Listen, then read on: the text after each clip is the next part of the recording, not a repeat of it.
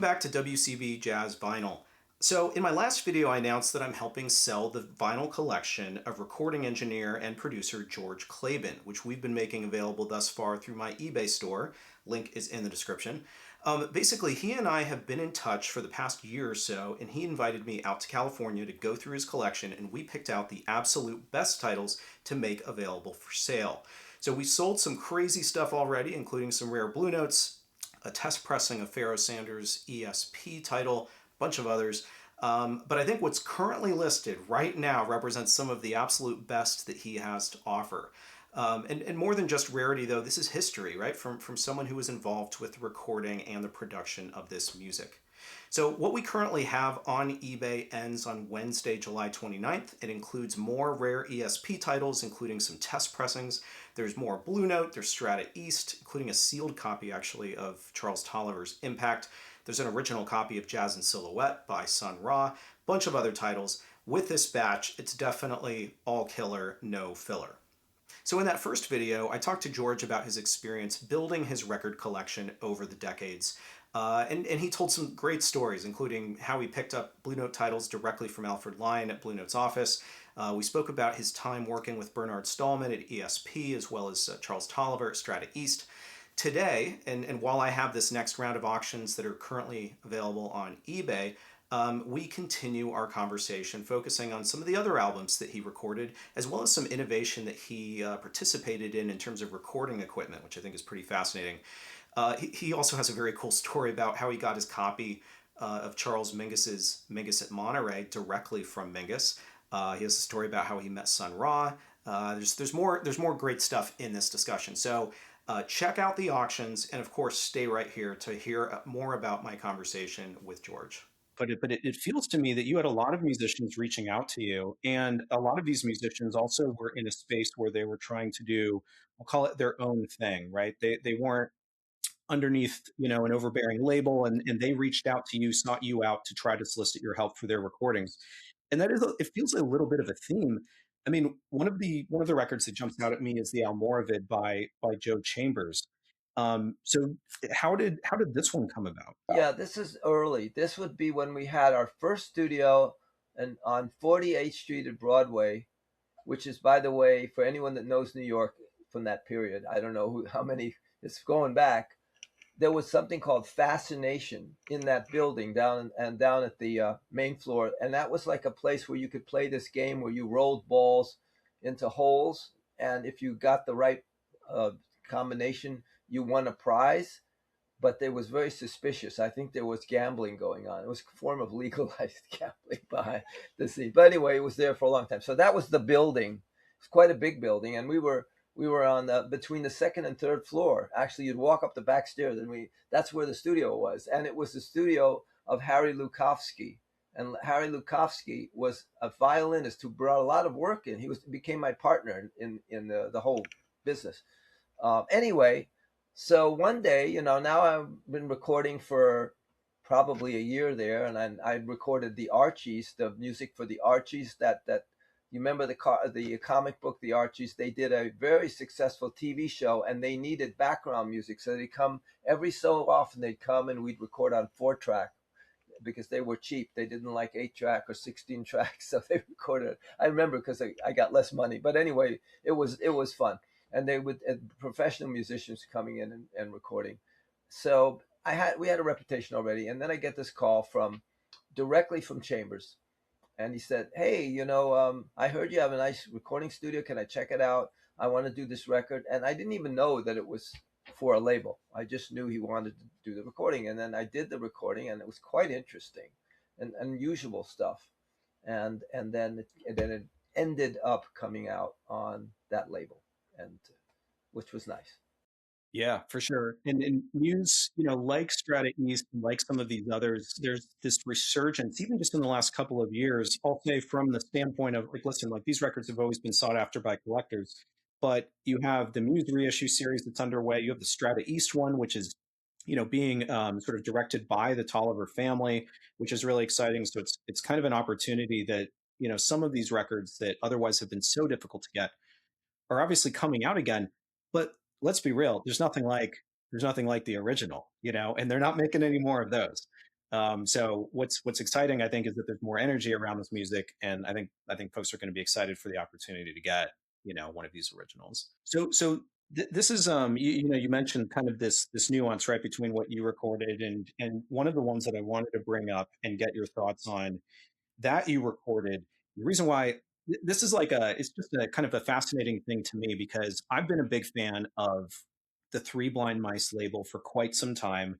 I've made videos on it for YouTube and et cetera. And you happen to be the engineer on Teruo Nakamura's Unicorn, which was put out by Three Blind Mice. And this is very interesting to me because Three Blind Mice is singularly the most respected uh, jazz label, if not label overall, in Japan. They're often termed Japan's answer to Blue Note because of how well these recordings sound. And for so much in their catalog, they have an in-house engineer. But for this particular release, you're the engineer on this album. Teruo called me and said, "Hey, I hear good things about your studio. Can I come out and check it out?" Of course, I came over. He liked it. Played him some demos and stuff.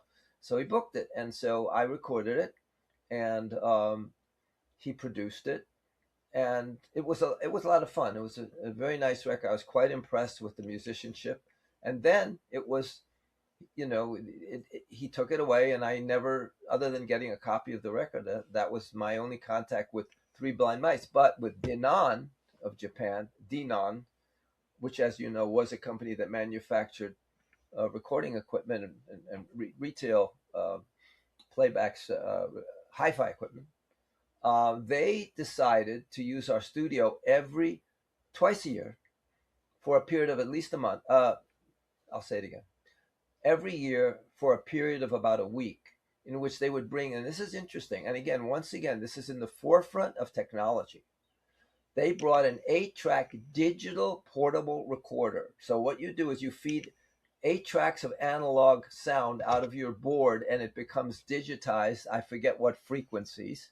And now it's the highest possible quality. And then they would take that, they wouldn't mix it with us, they would only record it, and they would take it back to Japan and they would mix it onto digital there. And I understood now why. At first, I didn't understand why they don't mix it. And the reason is simple. You need another digital 2-track machine, and they just didn't want to do that. So, but anyway, we recorded a lot of stuff, and you have some of those there. There's a few Denon, and I'm sure you know the whole bunch of them that came out. But they're wonderful records, and they love straight ahead jazz. They just like the great players that were alive at that time, that were relatively young still. And Yeah, and one of the this will be interesting because you didn't mention it, so I'm going to mention it, and then maybe you knew this, maybe you didn't, and you just didn't say it. So I looked up this technology to better understand in advance. So what I learned is that Archie Shepp's On Green Dolphin Street, which is a part of this Denon series, is considered the first album to have been, I guess, what is it, mixed or recorded digitally in jazz. well, again, that may be true. I never heard anything about that. That's just one of those very odd, rare little facts that, Yeah. I'll tell you what I had. I was quite advanced. I had two things in the history of recording studios that were interesting. I had the first API recording console, API, Automated Processes Inc. Started in to make. They were a lighting company. They made lighting consoles, and they started making recording consoles. They invented a whole new way of modular equalizers and so on, plugins, and very, very good stuff. And I bought it, and so now today, if you want to buy one of theirs, it's 250 grand. I paid 10 grand. Of course, it's a long time ago, but still, they've really done very well with that. So now the other part of this is the following.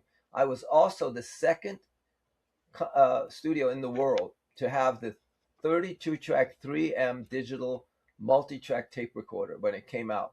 Now, that was on tape. It was interesting. They were digitized, just like the Japanese were digitizing. They were still digitizing. This would have been 1979, 1980. That's when that came out. So I bought it, and you had to buy both the machine, and you had to buy, of course, the other machine to mix to. and they gave me a 4-track machine, but you could do 2 tracks with it, of course, with the right uh, setup. So I bought that. I remember that it cost me $200,000. Now, of course, it was on a lease basis, but that was a staggering amount of money. My gross for my studio in probably was $600,000. So it was like a third of my gross, But of course, it was paid over time. But again, I was in the forefront of wanting to have really good sound for the studio. Well, and the work that you did at your studio had some, I'll call some interesting results, even outside of the context of what I would call traditional jazz. Some of this stuff ended up doing very, very well. So I wanted to bring up Walter Murphy Band with a fifth of Beethoven, and the interesting thing about this, and I want to hear your thoughts, but everybody knows this song. Even if they don't think they do, if they look it up, you're going to hear it and you're going to be like, "Oh, I didn't realize that that's what that was." This must have been just an extremely popular record, right?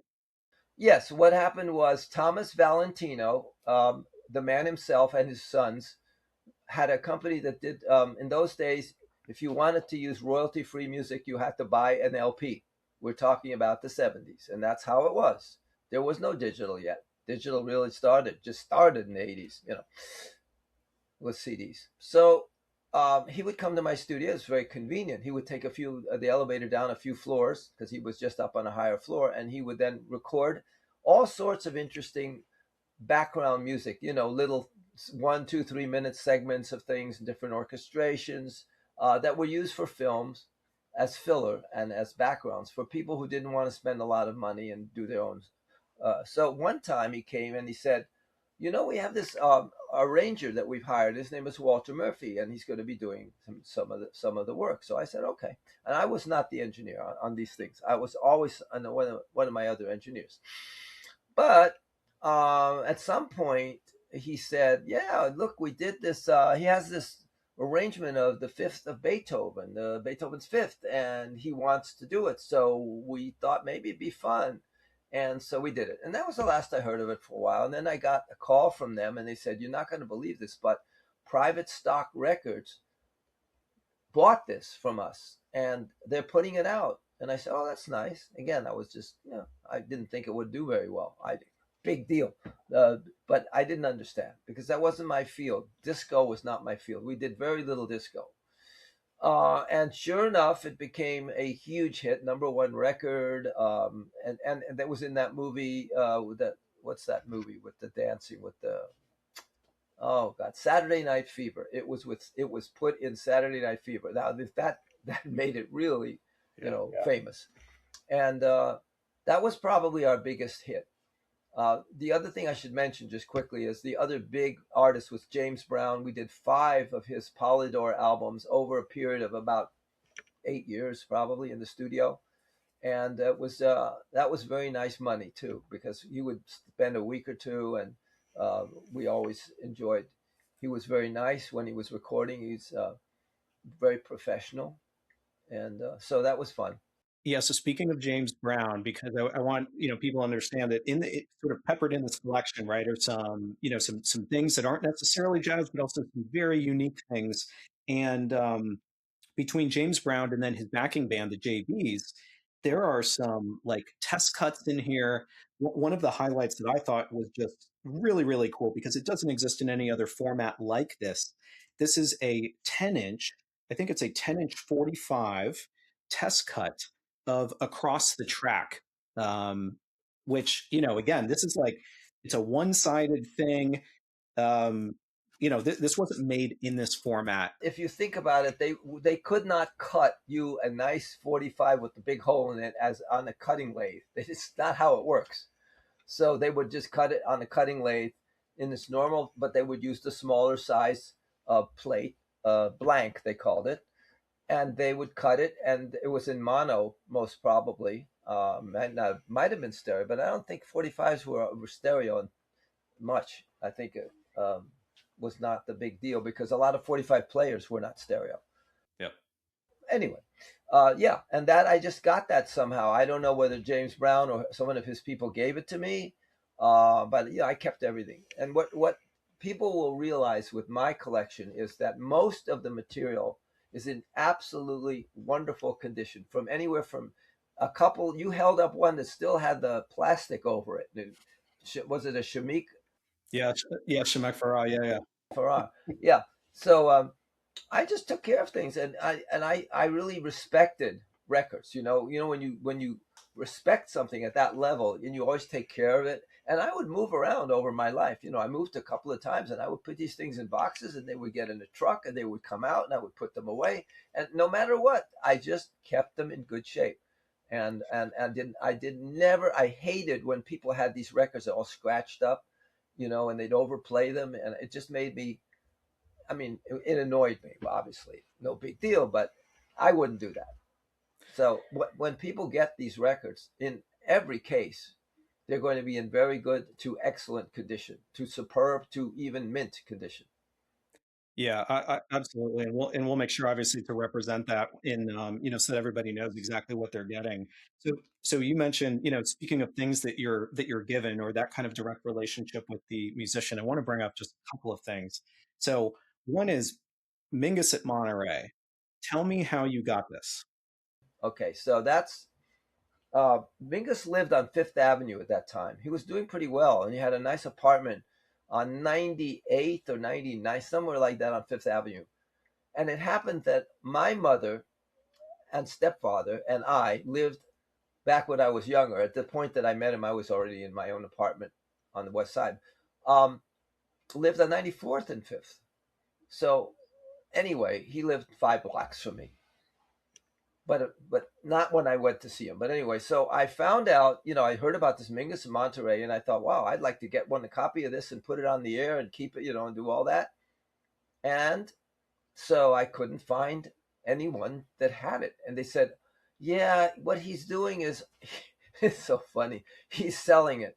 I said, well, what about all the record stores? They said, yeah, well, he's got something where he does, he distributes it. I don't know. I don't know how many he sold. Is that a rare record or not? I don't know. I'll say this, it's rare, the version that you have. And the reason why I say that is because this is the one, first of all, I believe it's the original cover version because they changed the colors up. But this one is also on Charles Mingus Records, whereas he then was able to have some sort of licensing deal with another label to put it out Okay. So here's the thing. So I was told, I said, how do I get this? I can't figure it out. So somebody told me, you call him up. I said, I call Mingus up? I have to call him up? I was a little bit taken aback, and several reasons. One was just, I didn't know the guy, and he had a reputation for biting people's heads off. I'm joking, but he could be really rough. So whatever, I figured, yeah, but I'm buying something, I'm paying him money, so he's going to be nice to me, which it turned out he was. But I called him up, I got him on the phone on Sunday, and he said to me, "Oh, it was like in the morning." I said, "Charles Mingus?" "Yeah, it's Charles Mingus." So I said, "Do you have any copies of the Mingus of Monterey left?" And he said, "Yeah, I do. I think I have one or two left. So you come over and you can buy it for me." So, sure enough, I go over there and I go up. There's a doorman, he rang me up. I go up there, and he's in his nightgown or robe thing or whatever. He hasn't even taken a shower or whatever. I don't know. So he greets me at the door, and he says, "Here, listen, I went and looked, and I got to tell you, man, I ran out of covers." I said, "What?" "Yeah, I got the records, but I don't have a cover. Do you want it?" Like, almost like, you go away if you don't want it. I fucked up. I should have looked. So I said, "No, I'll take it. After all, it's the record. That's the most important part. That's in my head. I'm not saying that to him." He said, "Okay." So I paid him the full amount. I don't know, $10, $15, whatever the heck it was in those days. And I took it. And now here I am without a cover for decades, without a cover. And then the most amazing thing happened. Sometime 2008, 9, I don't know exactly when. I was in New York with Zev Feldman, who's my works for me on Resonance Records, is really the producer and the main guy. We were visiting Sue Mingus. because we wanted to speak to her about possibly recording the Mingus band, the memorial band that would play at Sweet. What was it? No, where did it play? That club that's no longer there. Sadly, it's a great club in New York. I'll think of the name. Anyway, so we were sitting there, and I brought up the story, and she says, "You know what? I think I have a few of these album covers of that." I said, "Yes? Are you serious? We're talking 5 decades later, or crazy, like 4 decades later." So I said, "Oh, all right." So she gives me one, and that's the one that you just saw, and it's even from the original batch. I mean, here I am, so many decades later, getting the cover from him through this whole thing. It's like, oh my God, that's the kind of stuff. I've had a lot of this in my life. You can call it what you want, coincidence, luck. You know, there's all kinds of names for it, but it's been a wonderful life in jazz. And I'm not going to be able to tell you all the stories because there's too many. I'd be here for hours telling you stories. So one other that I definitely wanted to get in before, at least today, I wanted to ask you one other thing because what occurs to me in this that you have in this collection are a number of items by Sun Ra, and Sun Ra has just a very passionate, collecting base around it. People are very interested in his material, and I want to just show you two quick things, and then I want to ask you. So this is Jazz by Sun Ra, which was put out in I think in '56 or so by the Transition Records label. Exceptionally rare title, and it has the booklet inside of it, which is also and both labels on the disc. This label was known for just the labels would just fall off as soon as you bought it. And then the other is on Saturn Records label, and this is not the only title that you have that's on his Saturn Records label. This is Secrets of the Sun. I'm keeping it in the bag because I don't want to get my fingerprints on it. But the very cool thing that I noticed, and you have this on a couple of these titles, right? Is you have an inscription here from Sun Ra to George Klabin. Right, right. I would go. The reason that happened is I went to one of his concerts out of sheer curiosity. And I'll be honest, I wasn't really ready for that kind of music. But there was some of it that was really good straight ahead jazz. I also got the second one. I don't remember which is which. I think I got the purple one, Secrets of the Sun, first. And I don't know if there was another record there at that time or whether I went to somehow I saw him again in some way and I bought the other. I might have bought both of them at the same time. So what we did on this on the black one, can you hold that up again and pull out the record? Because if you look at the record, flip it over. There's no place to put an autograph. So what happened was he pulled it out and there's a sleeve, a paper sleeve, and he wrote the same thing. You can see it. You're going to see it in a minute. With the to George Klabin, Sun Ra. He also signed that one on the inner sleeve because that was where the only place he could sign it. So that's a signed copy, and we have the original sleeve. That's proof, if anything, it's the original sleeve as well. Yeah, yeah, very very cool. Like I mentioned that these are rare, right? And this is one of a couple because you also have Jazz in Silhouette, which is just these are just impossible to find. I mean, they come up seldomly, and again, to have ones that are in such great shape. And again, Secrets of the Sun is probably one of the top titles just in his entire catalog. I might mention that on our record label, Resonance, we have put out a Sun Ra record. And so we are still fans, and we're uncovering things, and it's kind of interesting. Here we are, so many decades later, and there's still a connection there that at least with me in that sense. Yeah, and so for folks, that's Lights on a Satellite live at the Left Bank, which came out in 2024, which was I believe part of Record Store Guy that was the Sun Ra title. So we continue to celebrate great, important, modern jazz of all types on our label. And I want people to understand that may not be familiar with our label or with me, is I'm doing this because I consider it to be a museum, like a preservation. It's always going to be available I've made sure that it's funded that way. I'm 80 years old. I don't know how much longer I'll live. I'm in great health, but one day I'm going to be gone. But I would like this to continue, and I have set it up that way. And so, what it is a museum. There's going to be always new recordings coming out. The same type of arrangement with Jazz Showcase in Chicago, and they have, I don't know, 50, 60,000 cassettes. But these cassettes are recorded very well on a good quality cassette recorder, and you could do that. In fact, I released one Roger Kellaway and Eddie Daniels live at the Vanguard, and that was done on a very high quality Sony cassette recorder and with noise reduction and everything. So anyway, this is just some more information for people to understand who is George Klabin, because not everyone is going to know me, of course, and who am I and why am I doing this? What it's all coming from this history that I've been discussing today, all these records, how I got them, the studio I had, the DJing, and I met so many great musicians in their prime. We could finish with Roy Ayers if you want me to finish with that, with my relationship with Roy Ayers. And what happened is he came to my studio when I was just starting at the little studio that was still before we moved. And he gave me some work, and he was doing recordings of songs. There was a song he did called "We Live in Brooklyn." I remember that, and I thought it was kind of funny. And so he's a very nice guy.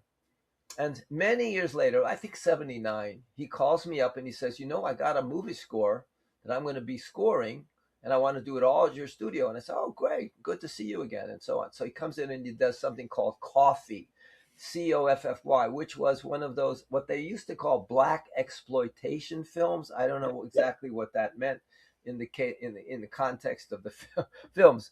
But anyway, what was probably the most important and very interesting an enjoyable part of that was that I get to hear a young Dee Dee Bridgewater. And Dee Dee Bridgewater probably was in her early 20s or mid 20s. She sounded like Sarah Vaughan, like a great version of even, different, but that wonderful quality. And I was really impressed with her because as she did, there were two songs she did. One, I can't remember the name of one. The other one was Now I'll Sleep, which I get goosebumps when I think about it, because what it's about a person who's dying, and they are going to sleep and they're never going to wake up, and they know it. And I've ever written a song that I know of that was on a record, and major performers and so on, if you want to call it that wrote a song like that.